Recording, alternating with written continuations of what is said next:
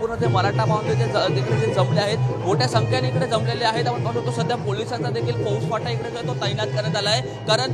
लाखोहून अधिक जे मराठा बांधव आहे आज ते मनोज जरांगे पाटील यांचं भाषण ऐकण्याकरता येणार आहे, कारण मागील एवढ्या महिन्यांपासून जो त्यांचा संघर्ष होता तो संघर्ष आहे तो अखेर संपला आहे आणि कुठलाही अनुचित प्रकार घडू नये त्याकरता पोलिसांचा मोठा फौजफाटा इकडे तैनात करण्यात आला आहे। दुसरीकडे आपण पाहू शकतो इकडे जवळपास जे 7 JCB आहेत ते देखील इकडे आणण्यात आले आहे। JCB मध्ये फुलं टाकून फुलांची उधळण करून तो त्यांचा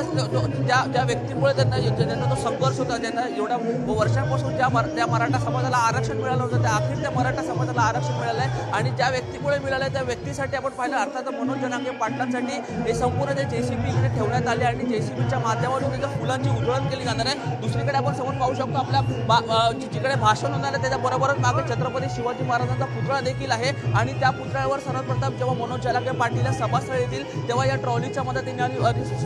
छत्रपती शिवाजी महाराजांना ते वंदन करतील, त्यांना हार घालतील, त्याचे पाय पडतील आणि त्यानंतर इकडे ते मराठा बांधव आहेत त्यांना ते संबोधित करणारे या संपूर्ण त्याचा जो प्रवास आहे मागील एवढ्या महिन्यांपासून त्या प्रवासाबद्दल ते नक्कीच आजच्या या सभेमध्ये म्हणणार आहे। थोड्याच वेळात मुख्यमंत्री एकनाथ शिंदे देखील इकडे दाखल होतील, त्याचं ते आंदोलन आहे